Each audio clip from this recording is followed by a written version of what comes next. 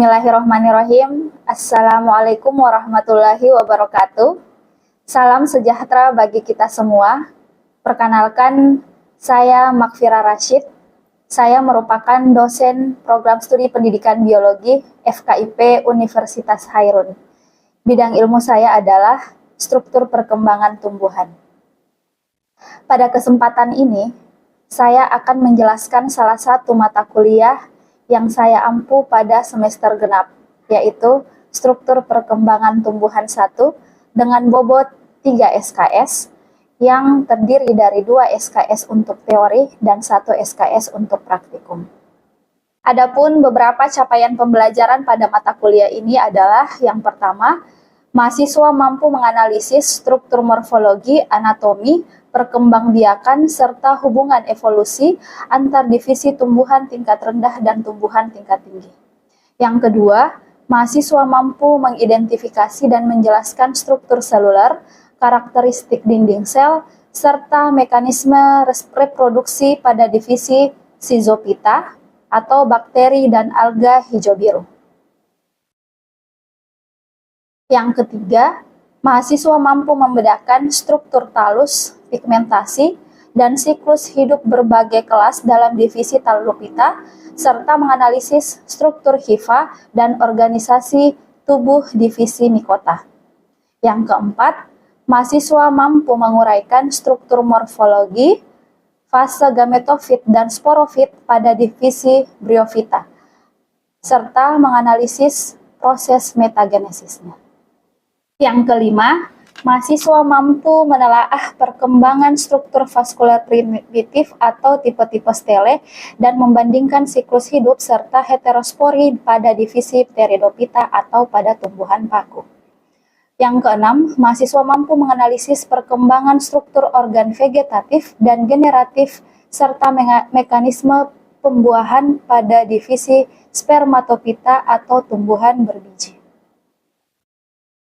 Selanjutnya, berikut ini deskripsi mata kuliah struktur perkembangan tumbuhan 1. Mata kuliah struktur dan perkembangan tumbuhan 1 merupakan salah satu mata kuliah wajib pada program studi pendidikan biologi Fakultas Keguruan dan Ilmu Pendidikan Universitas Hairun. Mata kuliah ini membahas tentang struktur morfologi, anatomi, perkembangan, serta hubungan evolusi berbagai divisi tumbuhan dari tumbuhan tingkat rendah hingga pada tumbuhan tingkat tinggi, meliputi Schizophyta, Talophyta, Mycota, Bryophyta, Pteridophyta, dan Spermatophyta. Mata kuliah ini struktur perkembang tumbuhan 1 diberikan pada semester genap setiap tahunnya dengan bobot 3 SKS yang terdiri atas 2 SKS untuk teori dan 1 SKS untuk praktikum. 2 SKS teori ini mencakup 14 kali pertemuan, 1 kali UTS, dan 1 kali UAS dengan total 16 kali pertemuan. Dan untuk 1 SKS praktikum, dengan penjabaran yaitu 14 kali pertemuan untuk proses praktikum, 1 kali ujian teori, dan 1 kali ujian praktikum. Adapun beberapa pelajaran mata kuliah struktur dan perkembangan tumbuhan 1 adalah ada beberapa divisi. Yang pertama itu adalah divisi Schizophyta, divisi Talophyta, Bryophyta, Mycota, Pteridophyta, dan Spermatophyta yang terdiri dari Angiospermae dan Gymnospermae. Di awal pertemuan, saya awali dengan perkenalan bersama mahasiswa, kemudian saya lanjutkan dengan membahas kontrak perkuliahan. Dalam hal ini, membuat kesepakatan bersama mahasiswa terkait proses perkuliahan selama 1 semester, ke depan hingga penilaian akhir semester. Pada video pengajaran yang akan saya lakukan, pada sesi akhir video ini, materi yang akan saya ajarkan adalah materi pada divisi Bryophyta. Saya menggunakan metode ceramah untuk memberi penguatan dasar tentang materi Bryophyta, kemudian dilanjutkan dengan diskusi, tanya jawab, dan presentasi dari mahasiswa. Di akhir perkuliahan, saya meminta mahasiswa untuk menyimpulkan materi yang diajarkan pada hari tersebut, dan selanjutnya memberikan tugas untuk materi pertemuan selanjutnya. Bahan pembelajaran yang digunakan adalah bahan ajar yang disusun oleh dosen pengampu mata kuliah dan buku yang relevan dengan mata kuliah tersebut, yaitu struktur dan perkembangan tumbuhan 1, baik cetak maupun non-cetak. Adapun pelaksanaan asesmen dalam pembelajaran ini terdiri dari kehadiran 10%, tugas 10%, laporan dan proyek praktikum 15%, case based and project 25%, ujian tengah semester 20%, dan ujian akhir semester 20%. Selanjutnya saya akan menampilkan proses pengajaran yang saya lakukan di kelas pada mata kuliah struktur dan perkembangan tumbuhan 1. Terima kasih. Wassalamualaikum warahmatullahi wabarakatuh dan selamat menyaksikan.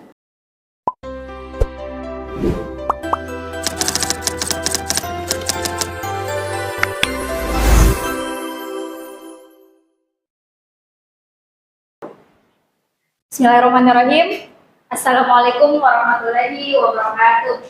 Waalaikumsalam warahmatullahi wabarakatuh. Selamat pagi semua. Pagi, Bu. Bagaimana kabarnya? Baik. Sehat? Sehat. Sudah sarapan? Sudah. Oke, sudah sarapan, sehat, berarti sudah siap untuk melakukan aktivitas lagi ya? Iya, Bu. Alhamdulillah, puji syukur kehadirat Allah Subhanahu wa Ta'ala yang telah memberikan kita kesehatan, kesempatan untuk hadir kembali di kelas, melanjutkan perkuliahan kita dalam mata kuliah struktur perkembangan tumbuhan 1. Oke, saya lihat semua hadir ya, tidak ada peserta atau mahasiswa yang tidak hadir. Semuanya sehat, berarti tidak ada yang izin dan tidak ada yang sakit. Nah, sebelum masuk ke materi selanjutnya, Ibu mau tanya dulu tentang materi minggu lalu. Masih ingat? Masih. Apa? Bunyi. Tentang bunyi. Ada yang masih ingat ciri-cirinya bunyi? Sila? Hidup di tempat lembab. Oke, hidup di tempat yang Lembab. Terus apakah dia memiliki klorofil? Tidak. Kemudian apa lagi ciri-ciri yang lain? Dia memiliki miselium. Nah, tadi Nesira sudah sampaikan bahwa jamur itu atau bunyi itu dia itu hidupnya di tempat yang lembab. Kira-kira tumbuhan apa lagi yang hidupnya di tempat yang lembab selain lumut? Masih ingat tentang lumut? Yang pertama itu hidup di tempat yang Lembab. Terus apa lagi yang kalian ingat tentang lumut? Dia berkoloni. Terus apa lagi Sofia? Lumut adalah tumbuhan kecil. Lumut adalah tumbuhan kecil tidak berbulu yang termasuk dalam kelompok biota. Oke, dia tidak berpembuluh dan termasuk ke dalam kelompok biota. Oke, jadi hari ini seperti yang gambar kalian lihat di depan, ini adalah gambar lumut. Lumut, dia ini hamparan lumut di tempat yang lembab. Ini dia ada di hutan, ini tumbuhnya di bagian-bagian pohon. Oke, jadi hari ini kita masuk di tumbuhan lumut atau dia masuk ke dalam kelompok biota. Nah, hari ini ada beberapa tujuan pembelajaran yang harus kita capai. Yang pertama itu adalah mahasiswa mampu menjelaskan karakteristik tumbuhan lumut sebagai tumbuhan tidak berpembuluh. Kemudian mahasiswa mampu mengidentifikasi dan menjelaskan ciri-ciri morfologi dari tumbuhan lumut. Yang ketiga adalah mahasiswa mampu menjelaskan proses metagenesis pada biota yang melibatkan pergiliran keturunan. Dan yang keempat adalah mahasiswa mampu menginterpretasikan diagram siklus hidup biota serta menjelaskan tahapan reproduksi, baik secara seksual maupun secara seksual. Nah, ini tentang karakteristik dari tumbuhan lumut. Yang pertama itu dia tumbuhan non-vaskular. Tadi sudah disampaikan oleh Sofia bahwa dia itu tumbuhan yang tidak berpembuluh. Ini bedanya dengan tumbuhan tingkat tinggi. Makanya dia juga disebut sebagai tumbuhan yang dengan struktur tubuh yang masih sangat sederhana yang belum bisa dibedakan mana akar, batang, dan daun. Tidak berpembuluh artinya dia tidak memiliki pembuluh angkut. Apa pembuluh angkut lagi? Silem dan bulu. Oke. dia tadi hidupnya berkoloni, kemudian biofita memiliki siklus hidup yang unik, melibatkan pergiliran keturunan generasi antara gametofit dengan sporofit. Nah, fase gametofit ini dia yang merupakan fase tumbuhan yang paling dominan pada lumut. Nah, yang kita lihat ini, hijau-hijau ini adalah fase gametofit. Kemudian dia itu sudah bisa bersimbiosis, bedanya tadi dengan jamur. Kalau jamur belum bisa, tidak memiliki klorofil. Kalau lumut ini dia memiliki klorofil sehingga dia bisa bersimbiosis, dia bisa mengalami fotosintesis. Kemudian pada fase gametofit dia itu juga bisa bersimbiosis dengan mikorizat. Nah, struktur morfologi yang lain dia itu tidak mengalami pertumbuhan sekunder dan jaringan meristematik dan tidak memiliki jaringan pembuluh. Tadi sudah dijelaskan, lumut memiliki adaptasi khusus. Jadi karena dia tidak memiliki pembuluh, makanya seluruh tubuhnya itu di permukaan tubuhnya itu dia bisa menyerap air. Ya, karena dari dia belum memiliki silem untuk mengangkut air dan mineral, sedangkan fluid itu mengangkut hasil fotosintesis. Kemudian mengalami metagenesis, ini yang menghasilkan gamet. Sedangkan kalau dia sporofit, dia yang akan menghasilkan spora. Nah, ini gametofit fasenya. Kemudian ini yang muncul di atas ini adalah bagian sporofit yang menghasilkan spora. Sampai sini paham? Oke. Lanjut. Nah, ini untuk habitatnya tadi sudah dijelaskan. Habitatnya itu tempat tinggalnya itu dia di daerah yang basah, bisa di pegunungan maupun di tempat yang lembab, kayak di kolam, kemudian di air terjun. Nah, ada juga yang tumbuh di bebatuan seperti ini. Nah, terus ada juga yang tumbuhnya di pohon. Nah, kemudian dia itu kelembapan cahaya, suhu, dan pH tanah sangat mempengaruhi dari distribusi dari lumut. Lumut dapat ditemukan di berbagai wilayah geografis dari kutub hingga tropis. Nah, ini untuk struktur morfologi dari lumut. Jadi tadi sudah dijelaskan kalau dia itu masih susah dibedakan yang mana disebut dengan akar, yang mana daunnya maupun mana batangnya. Jadi dia itu merupakan peralihan antara tumbuhan bertalus dan tumbuhan kormus. Kalau bertalus kan dia belum bisa dibedakan, belum bisa dibedakan mana akar, mana daun, sama mana batang. Sedangkan kalau dia kormus itu tumbuhan tingkat, ini yang sudah dibedakan, sudah jelas mana akar, batang, sama daun. Nah, terus dia itu ukurannya cuma beberapa milimeter dan tegak di permukaan tanah. Memiliki rhizoid yang ini. Nah, rhizoidnya ini ada yang namanya kalitra. Nah, kalitra itu tutup kecil di puncak kapsul sebagai pelindung sporadium yang muda. Kemudian ada seta, ini yang seta. Ini dia itu sebagai penopang dan menaikkan kapsul untuk efisiensi dalam penyebaran spora melalui angin. Jadi ketika sporanya itu sudah matang, dia akan kalitranya itu akan terbuka, kemudian sporanya akan jatuh. Oke? Ketika sporanya jatuh di tempat yang sesuai, misalnya di tempat yang lembab dengan intensitas cahaya yang cukup, berarti dia akan berkembang dari spora menjadi tumbuhan lumut yang baru. Paham sampai sini? Paham. Oke. Terus selanjutnya itu adalah daun. Ini yang menyerupai daun atau daun semu. Dia itu tersusun dari satu lapis sel dengan kloroplas padat untuk proses fotosintesis. Kemudian ada koloid, ini yang sumbu tegak menyerupai batang tanaman, belum memiliki berkas pengangkut sejati sehingga air mengalir melalui difusi seluler.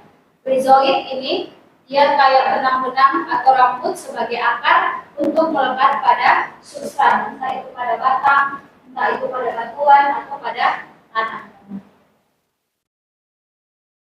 Itu untuk struktur morfologi pada lumut. Nah, sekarang masuk di siklus hidup pada lumut atau bryophyta. Nah, ini ada untuk reproduksi secara aseksual, kemudian ada juga yang reproduksi secara seksual. Kalau dia aseksual itu melalui fragmentasi, kalau dia seksual itu melibatkan peleburan antara gamet jantan dan gamet femina. Nah, ini untuk fase awalnya itu melalui gametogenesis, dia akan mengalami pembentukan gamet. Dari fase gametofit itu dia akan gametogenesis ini berada dalam organ reproduksi ini yang menghasilkan antheridium sebagai gamet jantan. Kalau archegonium itu gamet betina. Ya.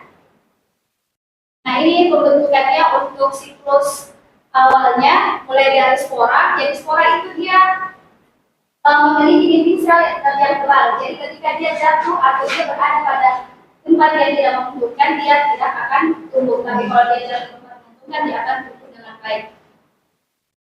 Nah, ini untuk gametoniumnya. Ini sporanya, bagaimana pembentukannya itu dimulai dari spora. Kemudian dia akan tumbuh menjadi berkecambah melalui pembelahan mitosis, dia akan tumbuh menjadi protonema. Kemudian ada tumbuh menjadi tumbuhan lulut, dan tumbuhan lulut ini ada antheridium dan archegonium. Antheridium menghasilkan spermatozoid, archegonium menghasilkan ovum membentuk zigot, sporogonium, sporanium, sel induk spora membentuk spora. Dan spora ini jatuh di tempat sesuai, dia akan tumbuh dari seperti ini. Oke? Nah, ini untuk gambar-gambarnya. Kemudian ini untuk fungsi ekologinya, dia itu sebagai tumbuhan pioner. Sampai sini jelas? Jelas. Ada pertanyaan? Tidak ada? Oke, sekarang duduk berkelompok, kita akan diskusi terkait tumbuhan lumut. Ini ada LKM-nya, Ibu akan bagikan. Berarti di sini kelompok 1 ya. Ini kelompok 2. Kelompok 3 dan kelompok 4. Waktunya 5 menit untuk presentasi.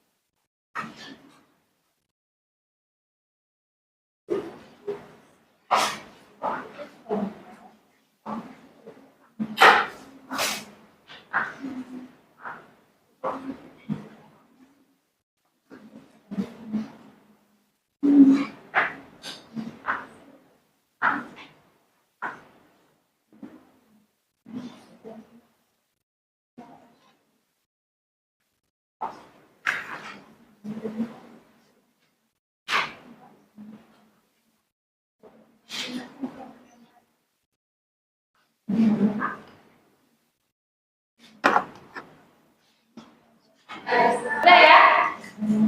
Oke, sekarang silakan ke depan untuk menempelkan bagian-bagian dari tubuh lumut. Dan untuk struktur ini struktur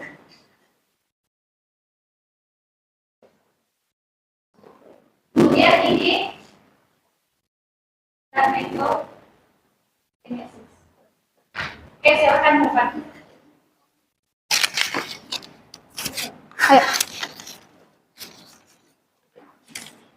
Ini ditempelkan dia yang mana sporanya, kemudian yang mana bagian daunnya, kemudian sama yang di sebelah sana gametogenesis. Iya, nanti tempel dulu. Kamu tempel dulu bagian-bagiannya ini apa. Setelah itu baru dijelaskan. Semuanya? Iya. Bisa atau dia bisa tempel untuk siklus atau siklus hidupnya sejak ini.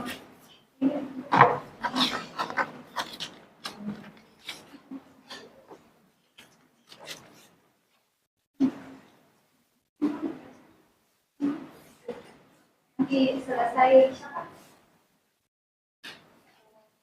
silakan masuk.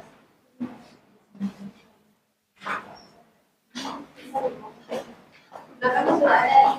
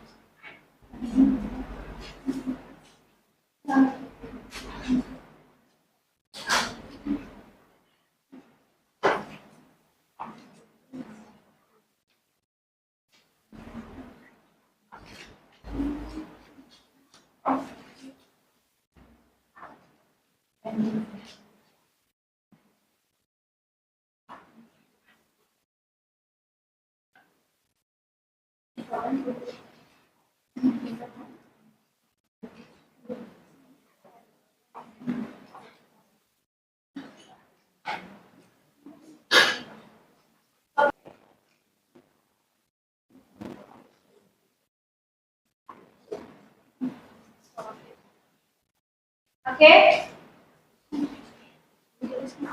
Ya. Sambil memperhatikan kita menempelkan untuk bagian siklus hidupnya untuk lumut, kita perhatikan Naysila untuk menjelaskan tentang struktur tubuh dari lumut. Baik teman-teman, di sini saya akan menjelaskan tentang struktur tubuh lumut. Jadi di sini yang pertama yaitu ada sporonium. Di sini merupakan kotak spora, lokasi diferensiasi sel induk melalui peleburan meiosis menjadi spora. Kemudian ada kalitra, yaitu pelindung sporonium, operculum sebagai penutup mekanis gigi periston. Kemudian ada seta, di sini berfungsi menopang dan menaikkan kapsul untuk efisiensi anemomori. Kemudian ada filoid, yaitu daun semu tersusun dari satu lapis sel dengan kloroplast padat untuk fotosintesis optimum. Kemudian ada rhizoid, yaitu berfungsi melekat pada substrat seperti batuan atau tanah dan berabsorpsi air secara individu. Kemudian di sini ada generasi gametofit. Gametofit meliputi struktur rhizoid, kauloid, dan filoid. Fase ini dominan berumur panjang dan bersifat fotoautotrof mandiri. Kemudian di sini ada sporofit, yaitu meliputi struktur seta, kapsul, dan operculum. Fase ini berumur pendek dan hidupnya bergantung secara nutrisi atau parasit pada gametofit. Sudah?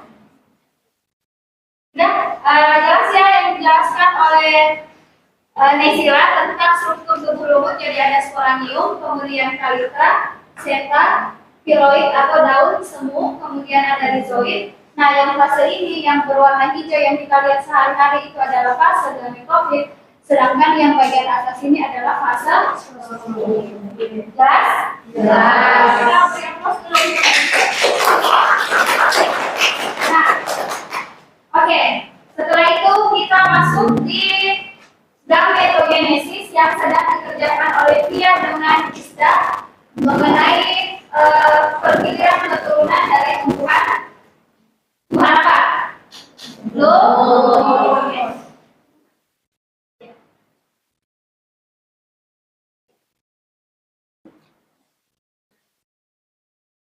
Ya, untuk siklus hidup dari lumut ini akan dijelaskan oleh Krista. Silakan duduk ya. Terima kasih. Baik, assalamualaikum warahmatullahi wabarakatuh. Waalaikumsalam warahmatullahi wabarakatuh. Saya akan menjelaskan tentang fase gametofit pada daur hidup tumbuhan lumut. Jadi yang pertama spora. Spora ini akan tumbuh menjadi protonema melalui mitosis. Kemudian protonema ini berkembang menjadi tumbuhan lumut. Nah, tumbuhan lumut ini dia akan membentuk dua urat kelamin, yaitu antheridium yang akan menghasilkan spermatozoid atau sel sperma, dan kemudian archegonium yang akan menghasilkan sel ovum.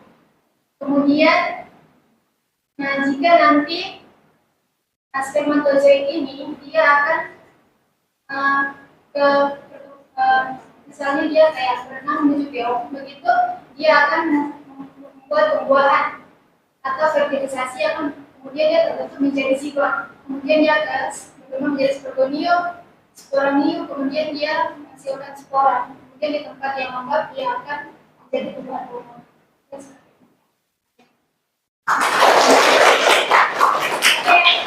Jelas ya yang disampaikan oleh Gisda, jadi dari spora dia akan melalui pembelahan, kemudian dia akan membentuk protonema, dari protonema tumbuh menjadi tumbuhan rumput, dari tumbuhan rumput ini dia akan menghasilkan dua magnet, ada antheridium dan archegonium. Antheridium yang menghasilkan spermatozoid, archegonium menghasilkan ovum. Nah, spermatozoid ini dia memiliki sayap sehingga dalam air dia itu bisa berenang menuju ke ovum.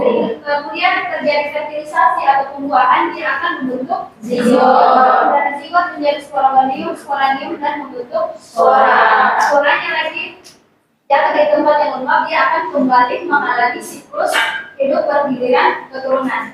Jelas? Jelas. Untuk dari fase ini, dia itu dari spora sampai ke tumbuhan lumut dewasa, dia itu adalah fase gametofit sampai sini.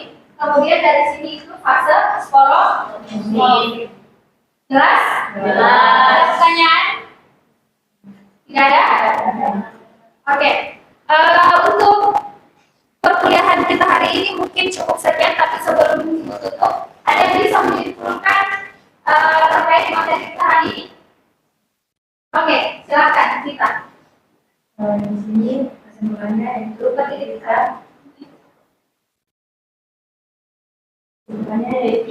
kita merupakan tumbuhan tidak berbulu yang memiliki struktur tubuh sederhana dan umumnya hidup di lingkungan lembab. Siklus hidup lumut ditandai oleh metagenesis, yaitu pergiliran turunan antara fase gametofit haploid yang dominan dan fase sporofit diploid yang menghasilkan spora melalui meiosis. Oke.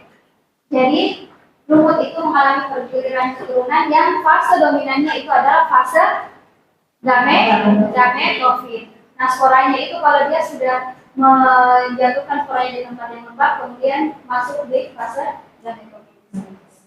Nah, saya kira itu untuk hari ini. Ibu ada tugas untuk minggu depan. Ini ada tugas dari Ibu untuk pertemuan minggu depan ya. Jadi kalian harus mengidentifikasi jenis-jenis biota berdasarkan ciri morfologi dan reproduksinya. Ada 3 jenis. Yang pertama itu lumut hati atau Marsantiophyta, kemudian lumut tanduk Anthocerotophyta, dan lumut daun atau biota. Nanti kalian bikin dalam slide, dalam PPT, kemudian nanti setiap kelompok itu akan mempresentasikan setiap yang sudah didiskusikan. Jelas? Jelas. Cukup sekian untuk hari ini. Sudah tidak ada pertanyaan? Mohon maaf jika ada salah kata. Sampai bertemu minggu depan. Jangan lupa tugasnya dibuat per kelompok dan dibuatkan PowerPoint-nya. Ya, setiap kelompok nanti akan melakukan presentasi. Ya, jelas? Jelas. Oke. Terima kasih untuk hari ini. Semoga ilmu yang kita dapatkan hari ini memberikan manfaat untuk kita, membekas dan bermakna bagi kalian. Sekian untuk hari ini. Mohon maaf jika ada salah kata. Assalamualaikum warahmatullahi wabarakatuh. Waalaikumsalam.